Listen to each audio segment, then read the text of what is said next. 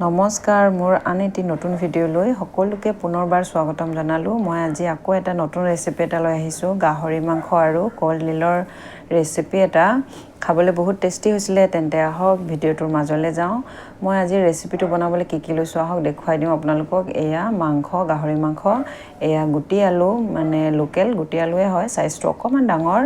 আৰু লগতে লৈ লৈছোঁ বিলাহী, পিঁয়াজ, কেঁচা জলকীয়া, আদা নহৰু পেষ্ট আৰু এয়া লগতে কলডিল। আৰু কলডিলটো মই আধাহে লৈছোঁ, ঘৰত মোৰ বেছি মানুহ নাই সেইকাৰণে। আৰু মাংসখিনি মই তেল মাংস বেছি লৈছোঁ, মই তেল মাংস খাই বেছি ভাল পাওঁ। আপোনালোকে চাই ল'ব নিজৰ কিমান মাংস দিবলৈ মন যায়, সেইমতে আলু বা কলডিল দি দিব। আৰু আজি কলডিলটো মই অকণমান বেলেগ টাইপত বনাম। মই আজি প্ৰথমে গেছত মানে কুকাৰত মৰুৱাই ল'ম 2 চিটিমান। আপোনালোকে যদি একেবাৰে কেঁচাকৈ বনাওঁ বুলি ভাবে সেনেকৈও পাৰিব ভাজি পেলাই বনাবলৈ। আজি মই অকণমান বেলেগ টাইপত বনাই চাওঁ। সেনেকৈ মই কেঁচাকৈ বনায়ে থাকোঁ, তাৰ টেষ্টটো অকণমান বেলেগ হয়। তো মই ভাবিলোঁ আজি এইটো টেষ্টটো লৈ চাওঁ এনেকৈ বনাই। এতিয়া মই আনফালে কেৰাহী এটা পাতি ল'লোঁ। ইয়াতে তেল গৰম হোৱাৰ পাছত গুটি আলুখিনি মই ইয়াতে ভাজি ল'ম। আৰু যদি আপোনালোকে আলু কম খায় বা বেয়া পায় তেনেহ'লে কমাবও পাৰে বা স্কিপো কৰিব পাৰিব। মোৰ সৰু সৰু 2টা ল'ৰা ছোৱালী আছে, আলু খাই বেছি ভাল পায়, সেইকাৰণে মই আলু অকণমান সৰহকৈ দিছোঁ। আৰু এইবোৰ 80-90% মান সিজাকৈ মই ভাজি লৈছোঁ। পাছত আকৌ মাংসৰ লগত যিহেতু দিবগৈ লাগিব সেইকাৰণে পূৰা সিজাই দিয়া নাই। আৰু সেই তেলতে ইয়াত মই পাঁচপোৰণ অলপ আৰু 2 খিলামান তেজপাত দি দিছোঁ। এইটোও যদি আপোনালোকে বেয়া পায় তেতিয়াহ'লে এইটোও স্কিপ কৰিব পাৰে। একেবাৰে তেলত আপোনালোকে এয়া পিঁয়াজ আৰু জলকীয়া দিও ভাজিব পাৰিব। মই খালিয়ে মানে গোন্ধটো ভাল আহে মোৰ পাঁচপোৰণ আৰু তেজপাতৰ, সেইকাৰণে দি দিছোঁ।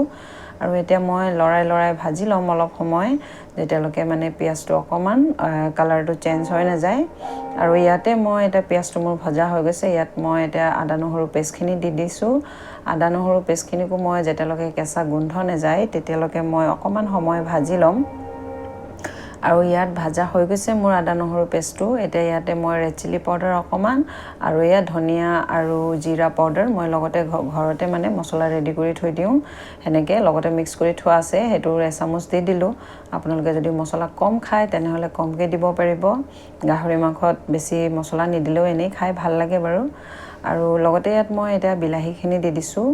এতিয়া বিলাহীটো যেতিয়ালৈকে মানে মছলা তেল গোটেইকেইটাৰ লগত যেতিয়ালৈকে মিলি নাযায়, মানে বিলাহীটো গলি নাযায়, তেতিয়ালৈকে মই অকণমান এনেকৈ ভাজি ল'ম।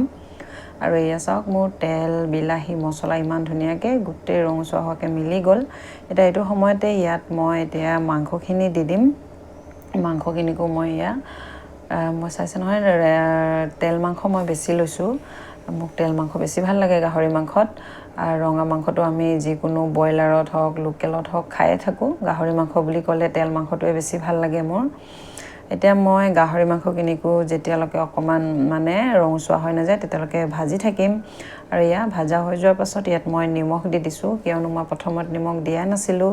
আৰু ইয়াত দি দিম এতিয়া হালধি। অকণমান লাগি ধৰিছে, একো নাই, মই অকণমান মানে ফ্ৰাই কৰি ল'ম। আৰু ভাজা অকণমান ৰঙচুৱাকৈ ভাজা হৈ গৈছে। ইয়াতে মই ফ্ৰাই কৰি ৰখা আলুখিনি দি দিছোঁ। এতিয়া মোৰ মানে বেছি সময় নালাগিব, কিয়নো মাংসটো আধা সিজিলেই, আলুটো আধা সিজা। আৰু লগতে চাওক কলডিলকেইটা উলিয়ালোঁ, এইটো ধুনীয়াকৈ সিজি গ'ল মোৰ 2 চিটিতে। আপোনালোকে চাই ল'ব দেই, এইটো অপশ্যনেল হয়। যদি আপোনালোকে এনেকৈ কুকাৰত দি বেয়া পায় তেনেহ'লে কেঁচাকৈ কিন্তু দি দিব পাৰিব। মই অকণমান বেলেগ এটা ট্ৰাই কৰি চাইছোঁ, মানে খাবলৈ কেনেকুৱা হয়। খাবলৈতো ভালেই বাৰু, কেঁচাকৈ বনালেও ভাল বা এনেকৈ গেছত মানে কুকাৰত দি পেলাই বনালেও ভাল। এনেকুৱা হ'লে যদি সময় নাই আপোনালোকৰ সোনকালে যদি বনাব লাগে তেনেহ'লে এনেকৈ কুকাৰত দি লৈ পেলাই পাৰিব বনাবলৈ। টেষ্টটো একো বেলেগ নহয়। পানীটো খালি অকণমান কমকৈ দি পেলাই কুকাৰত দিব, নহ'লে ইয়াৰ লগত থকা পানীবোৰ চব গুচিয়ে যাব, মানে ইয়াৰ ভিটামিনবোৰ। আৰু যদি অকণমান গ্ৰেভি মানে অকণমান পানীকৈ বনাওঁ বুলি ভাবে তেনেহ'লে তাতে থকা পানীখিনিকো ঢালি দিব পাৰিব। মই খালি অকণমান পানী আছিলে, মই ঢালি নিদিলোঁ যিহেতু মই শুকানকৈ বনাইছোঁ। চাওক এতিয়া মোৰ চব্জি ৰেডিয়ে হৈ গৈছে। কথা পাতোতে মই গমেই নাপালোঁ, বহুত সোনকালে হৈ গ'ল।